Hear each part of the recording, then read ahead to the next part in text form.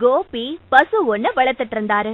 பசு கொடுக்கற பாலை தினமும் தன்னோட கிராமத்துல இருந்து எடுத்துட்டு போய் தூரத்துல இருக்கும் நகரத்துல இருக்கிற பால் ஏஜென்ட் கிட்ட கொண்டு கொடுத்துட்டு வருவாரு. அவர் கொடுக்கற பாலுக்கு மாசந்தோறும் பால் ஏஜென்ட் காசு கொடுப்பாரு. அந்த காசை வாங்கி அதுலதான் தன்னோட குடும்ப செலவுகளை பார்த்துட்டு இருந்தாரு கோபி. பெருசா எந்த வருமானமும் இல்லைனாலும் அவங்களோட அன்றாட செலவுகளுக்கு அந்த பசு கொடுக்கற பாலும் அதுல இருந்து கிடைக்கிற வருமானமும் போதுமானதா இருந்துச்சு. நிறைய பசுக்களை வாங்கி வளர்த்து பசு பண்ண ஒண்ண உருவாக்கணும்னு கோபிக்கு ஆசை இருந்துச்சு. ஆனா அந்த ஆசையெல்லாம் நிறைவேறாத ஆசைன்னே அவரு நினைச்சுப்பாரு. ஏன்னா நிறைய பசுக்களை வாங்கி பசு பண்ண உருவாக்கணும்னா அதுக்கு நிறைய பணம் வேணும். நிறைய வருமானம் இருந்துச்சுன்னா நிறைய செலவு செஞ்சு அப்படி ஒரு பசு பண்ணைய உருவாக்கலாம். ஆனா தினசரி செலவையே சமாளிக்க கஷ்டமா இருக்கிறப்போ பசு பண்ண உருவாக்குறது எல்லாம் நடக்கக்கூடிய காரியம் இல்லைன்னு கோபி தன்னோட மனசை தேத்திப்பாரு. ஒரு நாள் அவரு பாலை கேன்ல எடுத்துட்டு நகரத்துல இருக்கிற ஏஜென்ட் கிட்ட கொடுக்கறதுக்காக காட்டு வழியா நடந்து போயிட்டு இருந்தாரு. அப்போ காட்டு பாதையில சாலையில ஒரு ஓரமா ஒருத்தர் மயங்கி கிடக்கிறத பார்த்தாரு கோபி. உடனே வேகமா வந்த அவரு மயங்கி கிடந்தவரோட முகத்துல தன்கிட்ட இருந்த பாலை தெளிச்சாரு. மயங்கி கிடந்தவரு மெல்லமா கண் விழிச்சாரு. அவருக்கு பால் கேன்ல இருந்து பாலை எடுத்து குடிக்க கொடுத்தாரு. அத குடிச்சு அவரு மெல்ல எழுந்து உட்கார்ந்தாரு. ஐயா, யார் நீங்க? நீங்க காட்டுக்குள்ள மயங்கி கிடக்குறீங்க அப்படின்னு கோபி கேட்டாரு. நான் நகரத்துல உள்ள ஒரு கடையில வேலை பார்த்தேன். என் முதலாளி கிட்ட சம்பளம் கேட்டேன். அவரு சம்பளம் தராம என்ன துரத்தி விட்டுட்டாரு. இதுக்கு மேலயும் நகரம் நமக்கு சரிப்பட்டு வராதுன்னு பேசாம கிராமத்துல போய் ஏதாவது வேலை பார்த்து பொழைச்சுக்கலான்னு திரும்பி கிராமத்துக்கு போயிட்டு இருக்கிறேன். ரொம்ப தூரமா நடந்து வந்துட்டே இருந்தேன்னா அதான் மயங்கி கீழே விழுந்துட்டேன் அப்படின்னு அவரு சொன்னாரு. கோபிக்கு அவரை பார்க்க பாவமா இருந்துச்சு. தன்னோட பாக்கெட்டை தடவி பார்த்தாரு. பாக்கெட்ல சில நாணயங்கள் இருந்துச்சு. அதை எடுத்து அந்த ஆள்கிட்ட நீட்டினாரு. இந்தாங்க, இத வச்சுக்கங்க.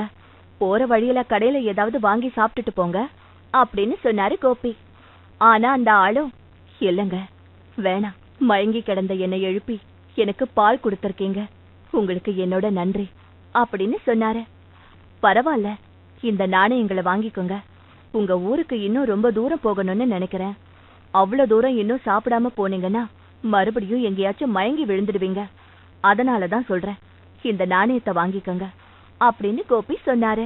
ரொம்ப தயங்கின அந்த ஆள் அப்புறம் அந்த நாணயத்தை வாங்கிக்கிட்டாரு. நான் யாருன்னே தெரியாது, ஆனாலும் எந்த பிரதிபலனும் எதிர்பார்க்காம எனக்கு உதவி பண்ணிருக்கீங்க. உங்களோட இந்த நல்ல மனசுக்கு எல்லாம் நல்லதாவே நடக்கும் அப்படின்னு சொல்லிட்டு அந்த ஆளு அங்கிருந்து கிளம்பி போயிட்டாரு. கோபியும் நேரமானத உணர்ந்து நகரத்தை நோக்கி வேகமா நடக்க ஆரம்பிச்சாரு. அந்த பால் ஏஜென்டோட கடை நகரத்துல இருந்துச்சு. அங்க தினசரி சரியான நேரத்துக்கு கொண்டு பால் கொடுத்தாகணும். கொஞ்ச நேரம் தாமதமா வந்தா கூட பால் வண்டி கிளம்பிடும். அப்புறம் பாலை திரும்ப கொண்டு வர மாதிரி ஆயிடும். நகரத்து பால் ஏஜென்டோட கடைக்கு முன்னாடி வந்தாரு கோபி. அவரை பார்த்த பால் ஏஜென்ட், என்னென்ன இவ்ளோ லேட்டா வரீங்க? பால் வண்டி கிளம்பிடுச்சு அப்படின்னு சொன்னாரு. இல்ல தம்பி, வர வழியில கொஞ்சம் தாமதம் ஆயிடுச்சு அப்படின்னு கோபி சொன்னாரு. என்னென்ன, நான் என்ன பண்றது? உங்களுக்கே தெரியும்ல, பால் வண்டி கரெக்ட் டைம்க்கு கிளம்பிடுவான். நீங்க கொண்டு வந்திருக்கிற பாலை இப்ப வாங்கிக்க முடியாது அப்படின்னு அந்த பால் ஏஜென்ட் சொன்னாரு. கோபி எதுவுமே சொல்லாம அமைதியா நின்னுட்டு இருந்தாரு. என்ன, ஏன் இவ்ளோ லேட்டா வந்தீங்க? நீங்க இப்படி லேட்டா வர ஆள் இல்லையே, கரெக்ட் டைம்க்கு வர ஆளாச்சே, ஏன் இவ்ளோ லேட்டு அப்படின்னு கேட்டாரு பால் ஏஜென்ட். வர வழியில காட்டு பாதையில ஒரு ஆள் மயங்கி கிடந்தாரு.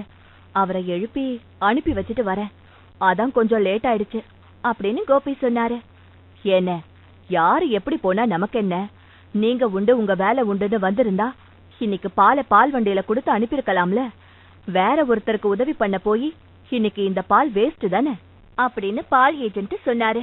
நம்ம கண்ணு முன்னால ஒரு மனுஷன் மயங்கி கீழே விழுந்து கிடக்குறப்போ அந்த மனுஷனுக்கு உதவி பண்றதை விட அந்த நேரத்துல வேற எதுவுமே முக்கியம் கிடையாது. ஒரு நாள் தானே பால் கொடுக்க முடியாம போச்சு, அதனால பரவாயில்ல. நான் என் வேலைதான் முக்கியம்னு வந்திருந்தா ஒருவேளை அந்த மனுஷனுக்கு உயிருக்கு ஏதாவது ஆபத்து கூட வந்திருக்கலாம். மத்தவங்களுக்கு உதவி செய்யறதுனால ஒரு நாள் வருமானம் போகுதுன்னா அது போனா போகுது தம்பி அப்படின்னு கோபி சொன்னாரு. சரிண்ணே, நான் சொன்னா நீங்க கேட்கவா போறீங்க? மத்தவங்களுக்கு உதவி செய்யறதுதான் உங்களுக்கு முக்கியம். இந்த பாலை எடுத்துட்டு போங்க அப்படின்னு பால் ஏஜென்ட் சொன்னாரு. அந்த பாலை எடுத்துக்கிட்டு திரும்பி நடந்தாரு கோபி. வீட்டுக்கு பக்கத்துல இருக்கிற ஏழை குடும்பங்களுக்கு இந்த பாலை கொண்டு போய் கொடுக்க வேண்டியதுதான் அப்படின்னு நினைச்சுக்கிட்டே நடந்தாரு. வீட்டுக்கு வந்து பால் கேன வச்சாரு. பாலை திரும்ப கொண்டு வந்ததை பார்த்த அவரோட மனைவி, என்னங்க பால் கொடுக்கலையா? ஏன், என்னாச்சு?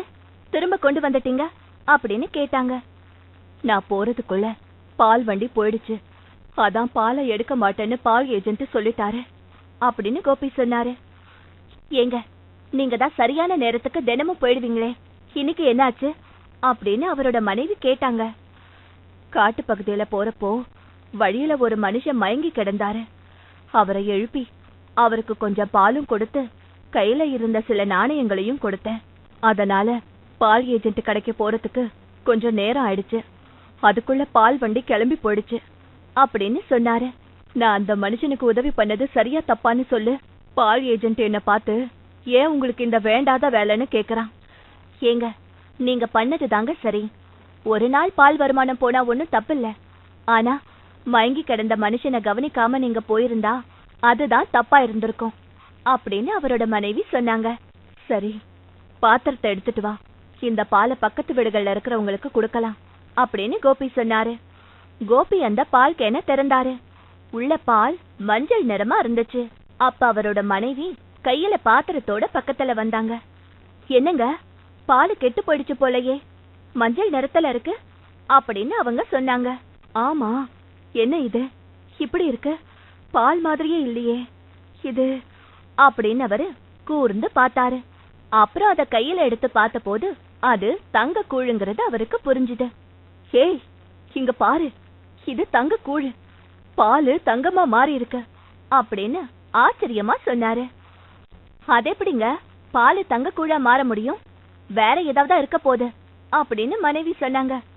இல்ல இல்ல, இது தங்கம் தான் அப்படின்னு அவரு சொன்னாரு. ஆமா, அது தங்கம் தான். பாலு தங்கமா மாறி இருந்துச்சு. பால் கேன் முழுக்க இருந்த தங்கத்தை வித்தாரு கோபி. நிறைய பணம் கிடைச்சது.